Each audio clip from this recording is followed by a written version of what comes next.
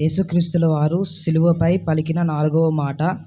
Mark సువార్త 15వ అధ్యాయము 34వ వచనము. ఏలోయి ఏలోయి లామా సబక్తాని అని బిగ్గరగా కేక వేసెను.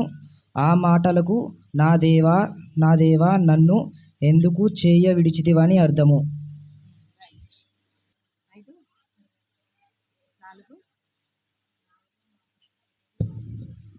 యేసుక్రీస్తు సిలువలో పలికిన 4వ మాట.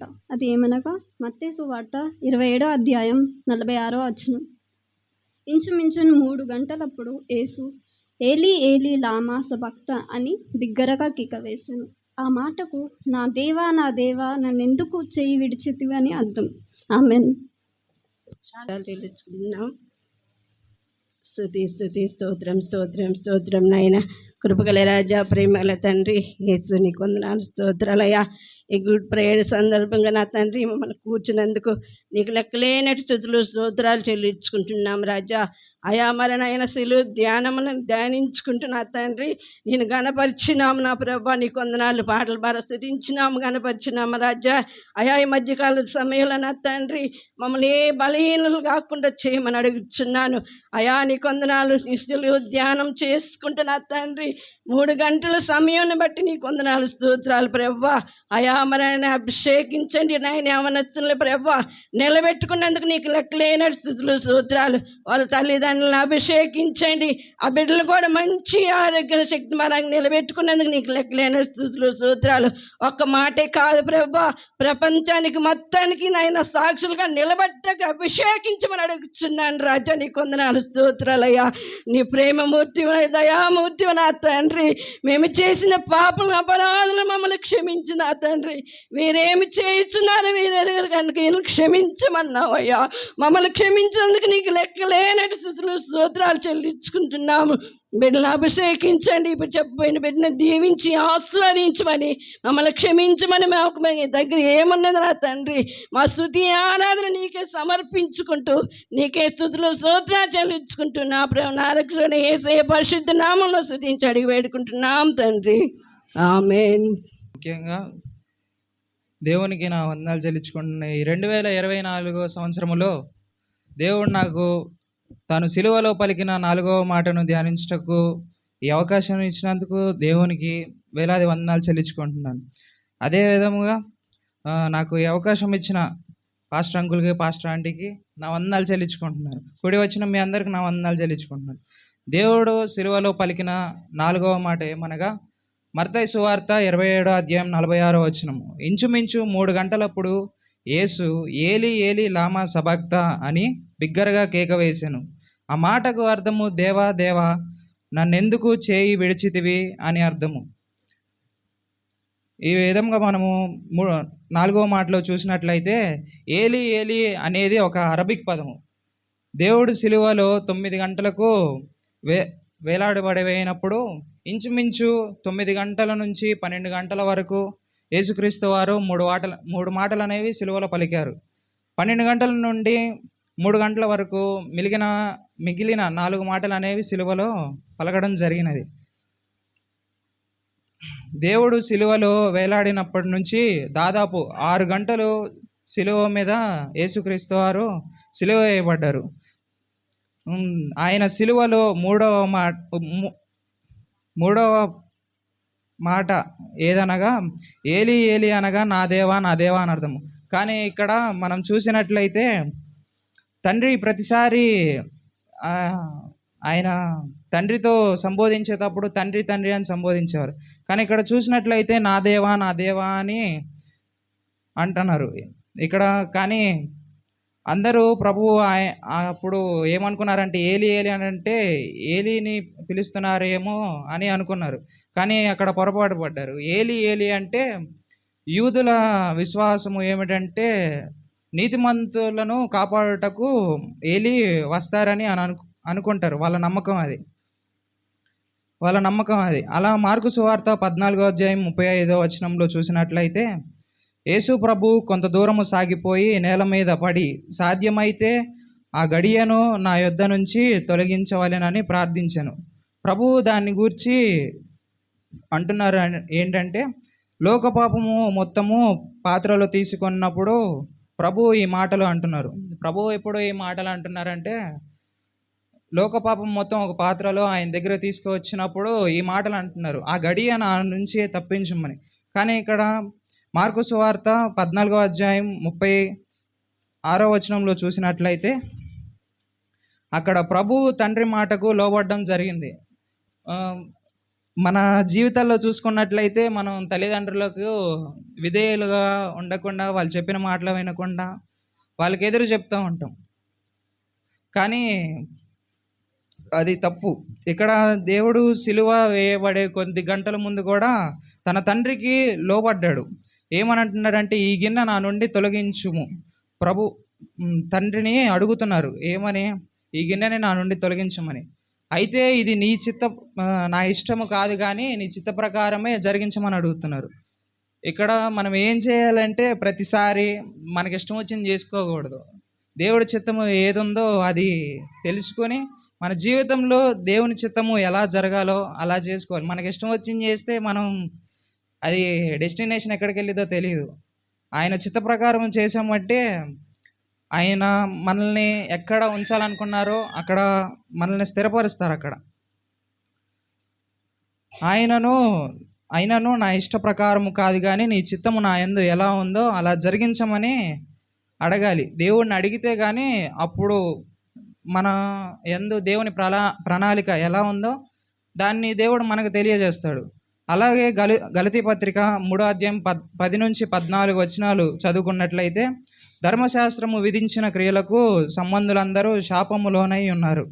ఎందుకనగా ధర్మశాస్త్ర గ్రంథమందు వ్రాయబడిన విధులన్నీ చేయుటయందు నిలకడగా ఉండని ప్రతివాడు శాపగ్రస్తుడు అవుతాడు. ఇక్కడ ధర్మశాస్త్రము విధించిన క్రియలకు సంబంధులైన వారు అందరూ శాపగ్రస్తులై ఉన్నారు. అంటే మనం పుట్టుకతో క్రైస్తవులం అయినా కానీ మనం శాపముకి లోనై ఉన్నాము. ఎందుకనగా ధర్మశాస్త్ర గ్రంథము వ్రాయబడిన విధులన్నీ చేయుట యందు నిలకడగా ఉండని ప్రతివాడు శాపగ్రస్తుడు అవుతాడు. ఎందుకంటే మనం ఏదో ఒక టైంలో ఏదో విధంగా తెలియకుండా తప్పులు అనేవి చేస్తూ ఉంటాం. అది మాట వల్లనే కానీ దేని వలనైనాను మనము కొన్ని తప్పులు అనేవి చేస్తూ ఉంటాం. అందుకు అప్పుడు మనకి ఎంతో కొంత పాపము అనేది తెలియకుండా చేస్తూ ఉంటాం కాబట్టి మనం కూడా శాపానికి లోనవుతాం. ఇంకా 11వ వచనంలో చూసుకున్నట్లయితే, ధర్మశాస్త్రము చేత ఎవడనూ దేవుని ఎదుట నీతిమంతుడని తీర్చబడరు అనే సంగతి ఇక్కడ స్పష్టంగా చూపించారు వాక్యంలో. ధర్మశాస్త్రం వలన ఎవడునూ దేవుని ఎదుట నీతిమంతుడుగా ఉండలేడు.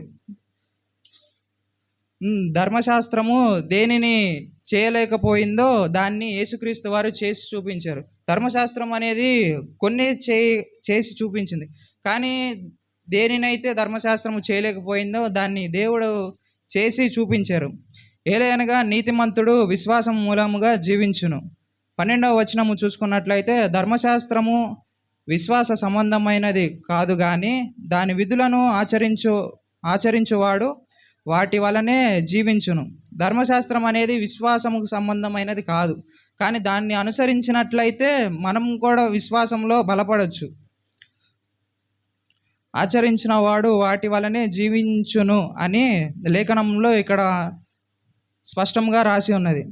10వ వచనంలో, ధర్మశాస్త్రము విధించిన క్రియలకు సంబంధులందరూ శాపమునకు లోనై ఉన్నారు. ఎందుకంటే దాని విధులన్నిట యందు నిలకడగా ఉండని ప్రతివాడు శాపగ్రస్తుడు.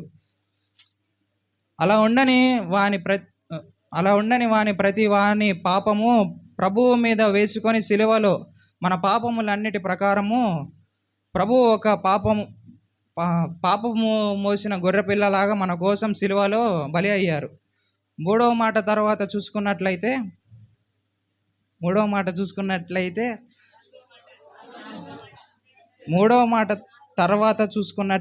నన్ను ఎందుకు చేయి విడిచితివి. మూడో మాట తర్వాతే కదా నింది. చూసుకున్నట్లయితే నన్ను ఎందుకు చేయి విడిచితివి అని అడుగుతున్నారు ప్రభు. ఆ సమయమునకు అంత చీకటి కమ్మినది. ఎందుకంటే ఫిలో అనే జూయిష్ రైటర్ మొదటి ఏడి కాలంలో తన ప్రస్థానంలో పేర్కొంది ఏంటంటే, చీకటి ఎందుకు వస్తుందంటే ఒక రాజు చనిపోబోతున్నప్పుడు కానీ, లేకపోతే రాజ్యం అనేది అంతమైపోతున్నప్పుడు కానీ చీకటి అనేది కమ్ముకొని ఉంటుంది.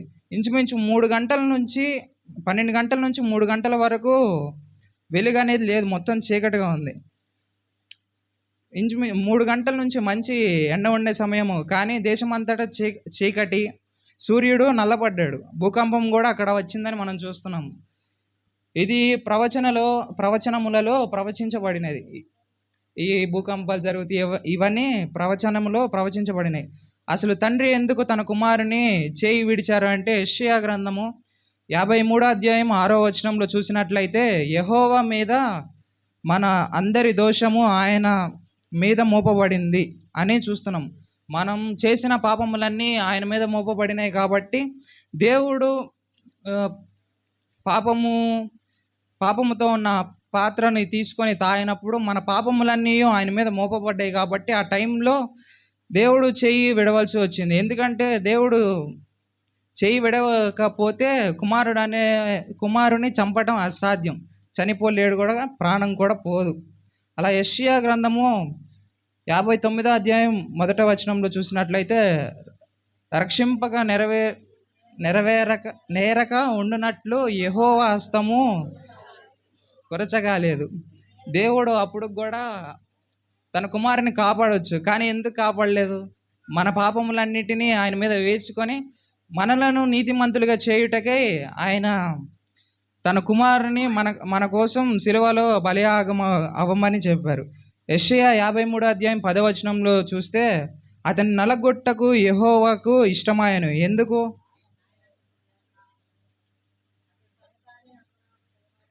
ఎందుకంటే మన పాపములన్నీ ఆయన మీద మోపబడి ఉన్నాయి కనుక ఆయన నలగొట్టబడ్డారు. మన మీద ఉన్న పాపము అంతయు ఆయన మీద అపరాధ పరిహార బలిగా తన్ను తానే అప్పగించుకున్నారు.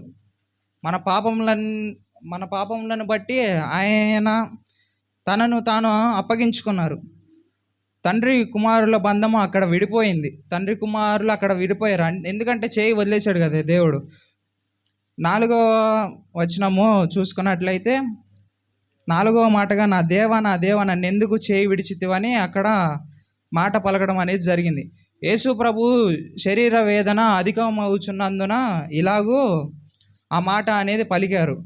ఆ సమయము నాకు దేవుడు యేసు ప్రభు చేయి విడిచిపెట్టినట్లుగానే ఉన్నది. కానీ లూకా సువార్త 22వ అధ్యాయం 42వ వచనంలో చూసినట్లయితే, గెత్సేమనే వనములో నీ చిత్తము అయితే ఈ గిన్నె నా యొద్ద నుండి తొలగించమని ప్రార్థించెను. అప్పుడు దేవుడు ప్రార్థించినప్పుడు అక్కడ కూడా లోబడ్డారు కదా దేవుడు. అందుకు యేసుక్రీస్తు నాకు ఇష్టమైనది కాదు కానీ నీ చిత్తమే సిద్ధించును గాక అని శిలువ శ్రమకు సిద్ధపడ్డారు. అక్కడ కూడా దేవుడు మన కోసం శిలువ శ్రమకు తండ్రికి లోబడి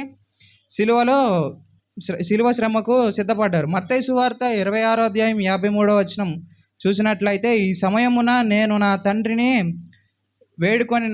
వేడుకొనినచో 12 సేనా వ్యూహముల కంటే ఎక్కువ మంది దూతలను పంపించగలడని నీవు అనుకొనుచున్నావా? ఈ మాట పేతురు గారితో అంటారు.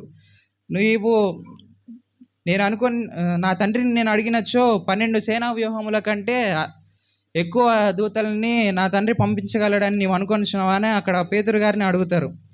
యేసు ప్రభు చెప్పిన దేవుడు యేసు ప్రభువును అదేవిధంగా తప్పించుటకై పరలోకము నుండి తన దేవదూతలను అనేది పంపలేదు.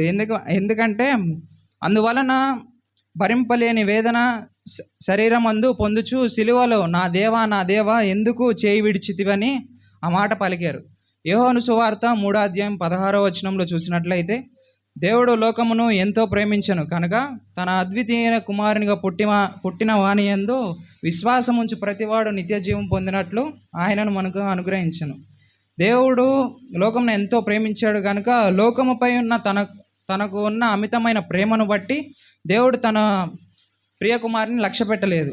మత్తయి సువార్త 11వ అధ్యాయం 28వ వచనంలో ఏమని ఉందంటే, ప్రయాసపడి భారము మోయిచున్న సమస్త జనులారా నా యొద్దకు రండి, నేను మీకు విశ్రాంతి కలుగజేసేదను. మన అందరినీ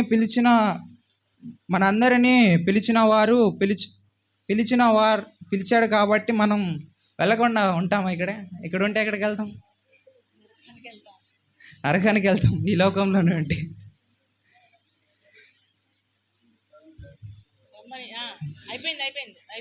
ఇంకా ప్రభువును ఎరగని